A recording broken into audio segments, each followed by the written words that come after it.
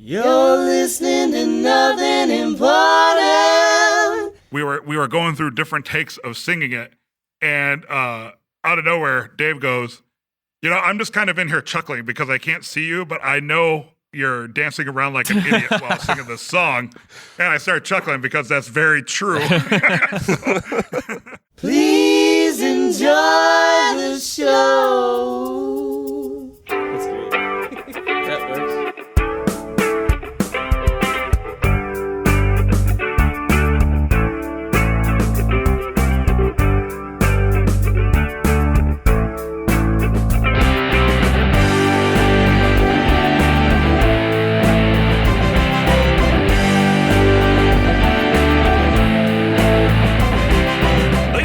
This is the Nothing Important Podcast. My name is Brian, and with me, as always, is Donald Trump's tax returns, Dave. Dave, how's it going? Where in the world am I? And on the third mic is Rachel Maddow shitting the bed. Jeff, how's it going? Just running stinky, just like normal. Of course, Dave and I also host the Better Call Saul podcast. You can find that at itsaulgoodman.com or on iTunes, and you might want to subscribe now because season 3 starts April 10th. Dave and I are going to start our coverage. Jeff is going to join us on a preview with a prior after each episode, and we have finally received our press kits preview episodes, which I still haven't watched it. It's funny. I wait all year for the advanced screenings of Better Call Saul. I've had them for close to a week now, and I haven't even opened the email. I second that. Well, we got to do our preview episode first. I don't want to ruin the preview episode because that's kind of a necessary thing. Yep, that's true. So and I don't want to do also, that. we're crossing our fingers because March 28th, I believe, is the Better Call Saul press junket, and there's a possibility that I might be able to get in on the conference call on that. So we may actually fulfill our dream of having Bob Odenkirk and Jonathan Banks on the show. So we'll have to we'll keep everybody posted, and of course you can find out about that and tons of Better Call Saul stuff over at It's Saul Goodman. And that's even better because they'll be on the show by proxy. Exactly. Through an intermediary, if you will. Exactly. Gentlemen, coming up later in the show is Anthony Melchiorri from Hotel Impossivle. He's a hospitality industry legend, even though he blatantly told me not to call him a legend. It was my first solo interview, and it couldn't have been more awkward between all the snafus that we had leading up to it. And then I, at the last minute, download this weird app on my phone, and it keeps beeping every 20 seconds. And I don't know, but it's hilarious. Even if it's shitty, it's hilarious. And we still thank Anthony for coming on the show, and that'll be coming up in just a bit. Dave, you're a big movie guy and a horror movie aficionado, I would say. Yeah, kind of. I've been off the horror movie racket lately, but I did go see a horror movie last night. Right, you saw Get Out. I did. Okay, so Get Out, walk me through the premise of Get Out. And I don't care if you spoil it because I'm never probably going to see it, so go. Well, what about Jeff? Jeff, do you want me to spoil it? I don't care. I kind of get the concept. You don't have to spoil. Yeah, Just, and I plus, won't spoil just don't it. want to Like a spoil it general for synopsis. people who are listening. Right. Yeah. So the premise of the movie... really quick. I jokingly say I'm not going to go see it because I have any disdain for its premise or whatever the hell it's about. I'm just not a really good let's go see a movie guy. So that's probably why. But apparently by all accounts, it's a great film. Yeah, I guess it's got like a 99% on Rotten Tomatoes. So I was like, okay, let's go check it out. So it's half price Tuesday. Of course, at the theater we like to go to. So we go, and the cashier's like, there's like 8 seats left, but people keep coming back and getting a refund, so I wouldn't recommend going into the theater. So I was like, sweet. Wait, why are they getting a refund? Like, it was so packed. I don't know if they oversold it or what the hell was going on. So the next show was already sold out. So we went over to New Lenox, and we had to sit in the front row. It was the last 2 seats that were open, so we're like, holy shit, this must be worth it. And yeah, it's an interracial couple, a black man, white woman, goes to meet her family at a mansion kind of in the middle of nowhere, and then some strange a-doings start a-transpiring, if you will. Okay, yeah. So I gathered that from the preview. Yeah, so basically all the black people are acting weird, and he has to figure out why. Yeah. Yes. I wouldn't call it a horror movie. I would call it more of a thriller, okay, maybe a psychological thriller. And You know- it's so well done. It's directed well. The acting is great. The writing is pretty creative. It's pretty damn good. see, folks keep chatting about this movie, and it's interesting that you said it has a 99% on Rotten Tomatoes, because I feel like if a movie's 99% on Rotten Tomatoes, I feel like the one bad review has to be just some asshole trying to make a name for themselves. Yeah. Or You know what I mean? you don't please everybody. I mean, nothing is universally liked. Right, but on Rotten Tomatoes isn't like a bad score under 75, so everybody's giving it. No, it's like even less than that. It's like 70. So it's like if pretty much a movie has to be a D or below not to be in positive territory, right? Yeah, so kinda. if you have 100% on Rotten Tomatoes and you have like 60-something reviews where everybody gives it at least a C or above, and you're the one credible critic who gives it a D plus or below, I feel like you are obviously going out of your way to be contradictory or trying to like get more views of your reviews so people can figure out what the hell you're talking about. Wouldn't And doubt this is it. coming from That somebody I'm sure. who, and I'm contrarian as fuck a lot of times, because a lot of times in my head, like if a bunch of people start jumping on something, to me it automatically registers as stupid or overblown. It's like it's how I find out news, right? Like I don't believe Donald Trump has anything bad with Russia, just for the fact that people on Facebook won't shut the fuck up about it. So therefore, it's probably overblown and bullshit. You know what I mean? Right. But like some of the other things he's done where you hear very little peeps about it, like there's probably credence there just because there isn't like a gaggle of idiots trying to be like a group of loud idiots. You see what I'm saying? But As there That's wants the to. conspiracy theory, though, Brian, is that he puts out things that people will freak out about, so that way he can underhandedly pass things and do other things that people aren't paying attention to because they're too busy freaking out about things that aren't the real old- things. We call that a Kansas City shuffle. Yeah, or a Cleveland Steam. Kansas City Shuffle. Indeed. That's okay, a movie reference, fair point. you fuckers.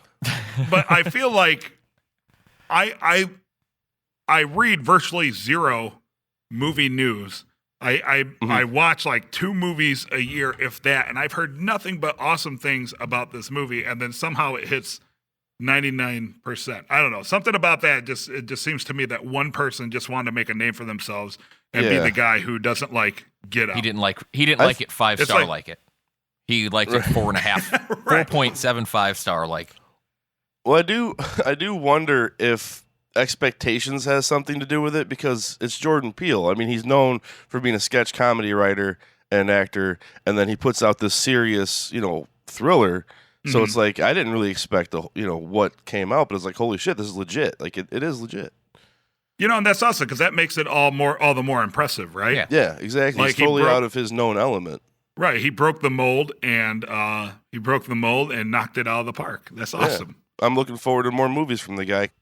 Yeah, and we have we know somebody who knows somebody, so maybe sometime we can have him on the show. That's not a promise, but who knows? Maybe sometime we can have him on the show. Sounds like you're getting It's a people's goal. hopes up. the whole scores thing, like just coming from my world, Legend of Zelda: Breath of the Wild just came out, and previous to this, for the past 20 years, the best game of all time has pretty much universally been agreed upon that it was The Legend of Zelda: Ocarina of Time on Nintendo 64. Well, that or Super Nobody's Metroid on ever- Super Nintendo. Or Super Metroid on Super Talking about Super Bowl Both. for Nintendo. Shut up. Well, either way, everybody was like, there's no way anybody's going to ever beat the scores of The Legend of Zelda Ocarina of Time, right? Metacritic is a website. It coalesces all the scores into one numeric value. Legend of Zelda Ocarina of Time, best ever, wank, wank, wank, right? No way did anybody think Legend of Zelda Breath of the Wild was going to do that, right? Suddenly, reviews start coming out, and Breath of the Wild looks like it's going to knock the other Legend of Zelda game from 1998 off its pedestal, except for like a week into reviews being out. There's one guy who had to give it like a bad score. Of course. And totally knock it out of contention for the best ever game, which it doesn't matter because it's still awesome. I have it, and it's amazing, amazing game. But I feel like, I feel like even that guy was, I'm going to get a little extra attention, and I'm going to be the one guy that's the contrarian and give it a lower score just so people pay attention to me. And that's sorry, I was saying, or he just loves Ocarina of Time. He doesn't want it to get knocked out of its place. That's what I was thinking. So he's using his influence to take it down a peg or two because he's a dick. And that's what I meant when I said nerd shit. Exactly. See? Exactly, yeah. Yeah, total a dick move. Because, like, going back to Get Out, it's not like it was... It's not like everybody kind of liked it, and then there was one guy who just didn't like it as much as the others. It's everybody thinks this is a super great, amazing film, and then one guy arbitrarily takes a piss on it.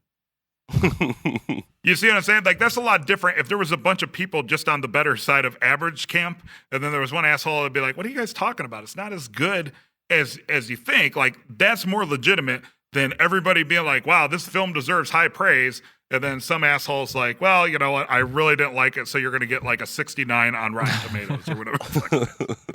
You see what I'm saying? Like, that's just a guy being an asshole. Right. Well, assholes exist. Yeah, I'm one of them. It's okay. It's okay. I'm working on it and trying to get there. Trying to be an asshole? You're working on being an asshole? Yeah.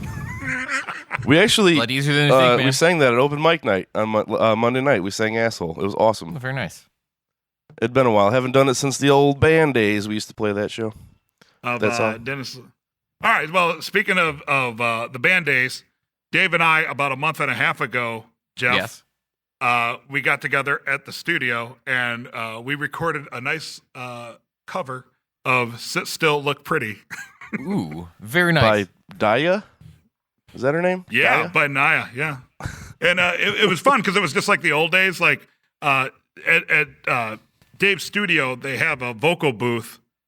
But it's out of view of the control room. It's off into the corner. Right. And it made me so happy because we were going through different takes of singing it.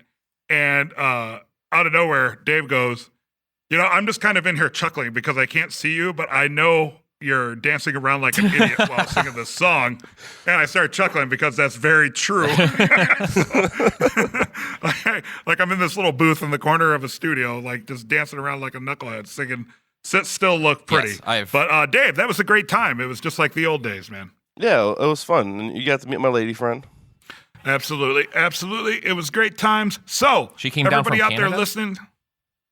Yes.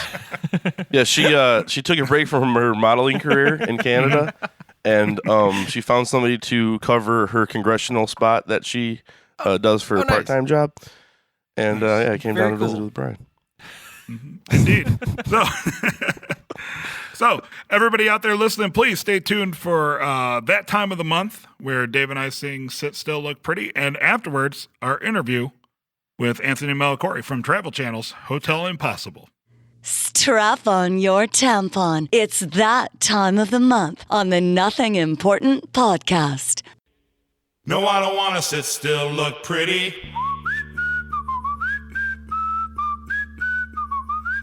Huh? Could dress up to get love, but guess what? I'm never gonna be that girl who's living in a Barbie world. Could wake up with makeup and play dumb, pretending that I need a boy who's gonna treat me like a toy.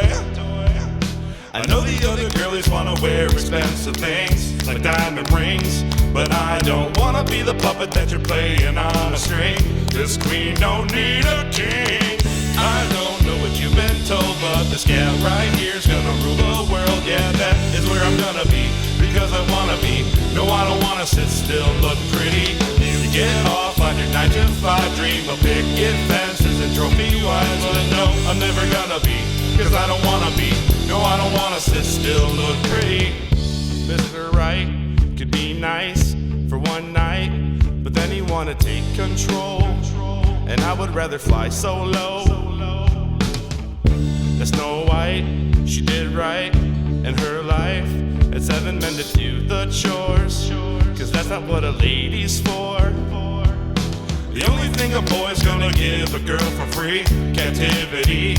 And I might love me some vanilla, but I'm not that sugar sweet. Call me HBIC.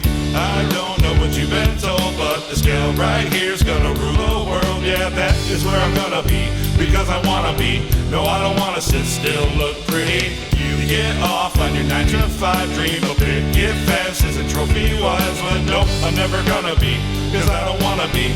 No, I don't wanna sit still, look pretty. Sure, I'm a pretty girl, I've been in a pretty world, but they say pretty hurts, and I don't wanna sit still. I'm a pretty girl, up in a pretty world, but no, I won't sit still, look pretty. Sure, I'm a pretty girl, up in a pretty world, but they say pretty hurts, and I don't wanna sit still. I'm a pretty girl, up in a pretty world, but no, I won't sit still, look pretty. I don't know what you've been told, but this gal right here's gonna rule the world. Yeah, that is where I'm gonna be, because I wanna be. No, I don't wanna sit still, look pretty. You get off on your 9 to 5 dream of picket fences and trophy wives. But no, I'm never gonna be, cause I don't wanna be. No, I don't wanna sit still, look pretty.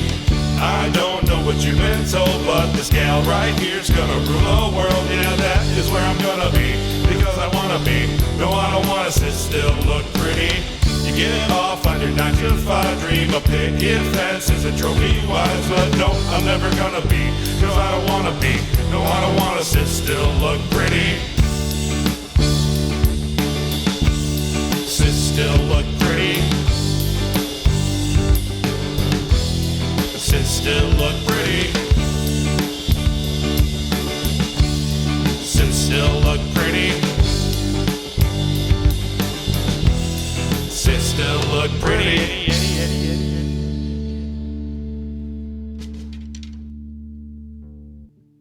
You're listening to Nothing Important. Hi, Anthony. This is Brian. How are you doing today? Hey, Brian. How are you, my friend?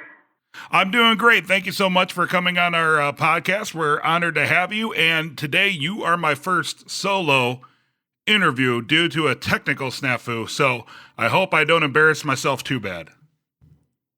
Okay. Well, first off, I just wanted to let you know that I'm a big fan of yours, and I've actually been trying to contact you for a little while to be on our show.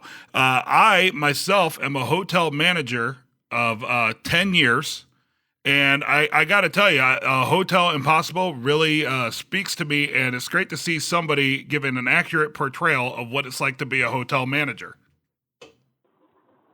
Well, you know what? I can only be myself, and the good thing about this show, I created it with a couple of people that are very close to me, and that's my personality. So if you like that guy you see on TV, you'll probably like me in person, because I am who I am, and when I'm happy, I'm happy. When I cry, I cry. When I'm pissed off, I'm pissed off. You did a couple episodes in Daytona Beach, and at one point I actually ran a couple hotels in Daytona Beach. You did the Dream Inn and the Streamline Hotel, and I don't know if you have been there. Well, it's funny you say that. The Streamline I'm actually working on. It's the only hotel I've ever worked on off the show privately. The owner reached out to me, spent about millions of dollars on the hotel, and he asked me if I would come in and work with him. So I'm actually working with him in my RJ Hospitality Company. And yesterday, I have a general manager from my company opening the hotel, and it's going to be opening May 1st. And it's the first time I've actually taken over a hotel from the show. I've usually made it my signature not to get involved in other in the show hotels. But this gentleman, Eddie, put a lot of money into it and wanted me to be involved. So we made a deal, and I'm involved in the hotel. Yeah, and it's an absolutely wonderful location down there too on A1A. A lot of stuff going down there. And speaking as somebody who lived in Daytona and ran hotels in Daytona for years, I hope that kind of helps spark a little bit of the revitalization they have going on. For a few years there, it was just empty storefronts. I think the money. I think NASCAR put $1 million into, or Daytona Speedway put $1 billion into the track. And they made it more of an entertainment center than they have a racetrack. So, and also, I believe the Westin Hotel is going to open there. The Bass Shop just opened the biggest bass shop in the world there. So, I think it's going to, and I think the Streamlined, which is, it's where Bill France Sr. created NASCAR on the rooftop. So we're going to have the first rooftop on the ocean in Daytona, and I've got some pretty powerful people involved, so I'm excited. Well, that's wonderful. The next, I currently live in Chicago, but every time we head down there, we go down there about once or twice a year just to, check it out, because Daytona's pretty unique. You could drive on the beach. It's a neat little beachside town, and what hotel do you run now? Well, now currently I run office space in downtown Chicago, so I'm no longer in the hospitality business. I had to take some time off to raise our family a bit, but now I run office space downtown Chicago. But I had a wonderful time running hotels when I did that. Got it. Okay. Yeah, absolutely.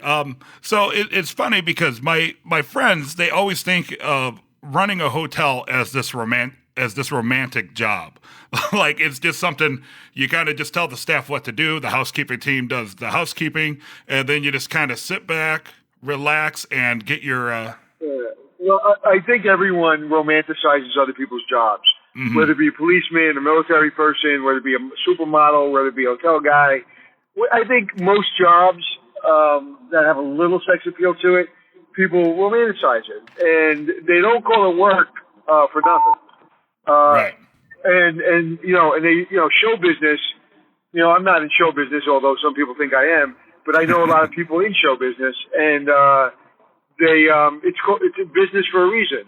Baseball player, they're on the they make a lot of money, but they're on the road 162 games a year away from their families, and their wives are raising their children. So. Everything looks glamorous until you square up and take it on. Right. And some of the things that you see on the show hit so close to home, like the bed bugs, or how you kind of become property blind. Like if you've been at a property for too long, you might dismiss a crack the first few times. Next thing you know, a few years later, that crack is now developed into a chasm, and half of your parking lot's falling in. I never understood that saying property blind. I've run hotels for years, and I see everything. I just if you're property blind, it's because you're lazy, and it's because you're not paying attention, and because you don't give a shit. So if you're property blind, it's just because you don't care. I can't walk over anything. I see everything. My computer's on, 100 miles an hour all the time when I'm in a hotel. One of the reasons I never lived in a hotel is because, I can't allow my brain to engage 24/7 like that. You need to rest. So, but yeah, property blind is just laziness. Yeah. How do you think that, or how does being, you are who you are. You're a legend in the hospitality industry. Does that affect you when you travel? Because obviously I'm a small time nobody, but when me and my wife stay at hotels, I'm always picking the room apart and pointing out weird little stains or hairs in the sink. I'm just a hotel guy. So a legend, I don't know about that, but I'm a hotel guy.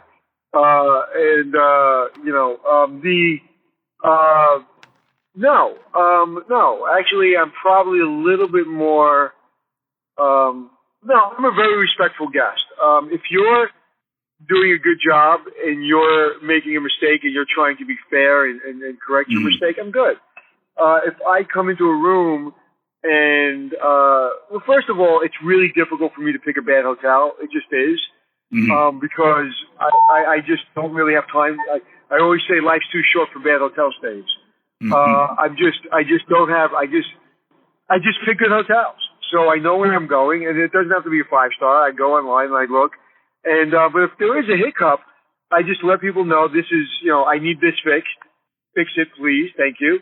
And if it's not fixed, I get it fixed. It gets fixed. I mean, I just will go down there and I will go down there until it's fixed. And but I'm a pretty easy guest, to be honest with you. I don't think there's any one story in the million miles I've flown and the 400 or 500 hotels I've been in the last 6 years.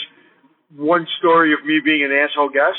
So I think I'm a pretty good guest. Now, but I have high standards. So I just make sure that I go to hotels that I know will meet or exceed my standards. Right. You want the basics taken care of, and you want the value that you were promised when you checked in. Absolutely. Listen, I've probably been to 70, no, probably more, probably over 100 Holiday Inn Expresses. Mm-hmm. I've never had a problem. Never once. Not once had a problem. And that's almost, right, to take the hotel guy who's known for being, a perfectionist and putting you on the road and staying in 100 of your hotels, and I can honestly say I never remember one problem. That's exceptional. Yeah. Yeah, absolutely. That's and it's a 3-star hotel. It's a 3-star hotel. It's not fancy, but I've never not had hot water. I've never had an uncomfortable bed. I've never had a bathroom that was dirty. Honestly, I don't even think I ever had a key that wasn't working. I mean, it's just been, so now, if the first, second, or third time I went, those things happen, I won't go back. My second choice is not Holiday Inn Express. I won't tell you the name of the company because they're hit and miss. They're, I'd say, 92% good. When I'm traveling, 92% doesn't work. I need 100%, and I think most business travelers feel the same way. Yeah. Absolutely. That's 100% truth. One of the things too about being in the industry that always cracked me up, my friends and family always come to me and say, Brian, what's the best way to get an upgrade? Like, can I tell them that I'm on my anniversary? And I'm always just like, dude, just ask. Most of the time, a good hotel staff will do whatever they can to give you whatever perks are reasonable. I say that probably 10 times a day on all the different interviews. I can't say it enough. It's, we forgot about something. What we forgot about is most people are nice, and most people want to do the right thing. And all you got to do is, like, my daughter wants to be an actress. She's going to hopefully a really good theater school. She's auditioning now. And I said, babe, all you got to do is push. You got to push. You got to ask. Mm-hmm. So I push. I'm respectful, but I ask for what I want. And if you ask for what you want, you usually get it. Yeah, exactly. I say that to people all the time. I'm like, don't come up with some dumbass story, because chances are the hotel staff and team have probably heard that a million times before. Just, if you want the bigger room, just ask for the bigger room upon check-in. Or if you want a late checkout, just ask for a late checkout. And most of the time, if it's reasonable and they can do it, they will absolutely accommodate you. Right. Well, what I try to tell people is, most people go in the hospitality business because they like people. And that's not the reason to go in the hospitality business, but most people in the hospitality business like people. I remember talking about Daytona. I remember that one show I did, not the Streamline, the other hotel, the Dream Inn, and the front desk, the owner who runs the front desk, I said, why, do you like working the front desk? He goes, no, I don't like people. I think, well, then you shouldn't be at the front desk. Right. Right. Listen, most people make their own stress. Most people make their own problems. I've been on the road. I've traveled a lot. Doing the show. I love it. I'm humbled by it. But it's a lot of work, and and I just try to have a good attitude about it, because if I let the stress of it and the travel of it and the work of it get to me, then I just become a miserable person. It depends on how you look at life, right? So when you look at a hotel, if you're trying to get the cheapest room in Daytona, and then you get there and you're complaining, then you're just a person that always makes their own mess. Because if you're going to the worst hotel in Daytona, and then you complain about it, listen, I know a lot of people that are on budgets and that really can't afford it, and they go to the cheapest hotel they can find, but they shut up and they take it. They just deal with it. right? So if I had $26 to spend on a Thursday night or Friday night in Daytona, and I found a $26 hotel room, I'd probably put on my plastic suit, roll up in the ball in the corner, go to sleep, get up, and leave. That's it. So most people, whether it be guests or employees or owners, they make their own stress, their own problems, and they're and I don't really have a high tolerance for people that make excuses. Yeah, I mean, absolutely. I agree 100%. Hotel Impossible is picked up for a 7th season. It's going into the 7th season. Are you currently filming? Eighth. Eighth season. Are you currently filming? Or are you wrapping up? Or are you getting ready to go? We just finished wrapping our 8th season, and now we're off to Europe in March to shoot some specials. But that's awesome. Anthony, it's been an absolute honor to chat with you. Everybody, please make sure to check out the Travel Channel. Check out Hotel Impossible. It's a great show. If you travel, if you don't travel, if you're in the business, please check it out and see what it's like to, be in the thick of running these hotels. Anthony, thank you so much for coming on the Nothing Important podcast. It's been an absolute honor. My pleasure. My honor. Thank you very much. Thanks for asking me. Thank you, Anthony Melchiorri, everybody. Thank you. Be sure to follow Nothing Important online at nothingimportantpodcast.com. Find us on iTunes, on Twitter at NotImportantPC, and you can also find us on Facebook.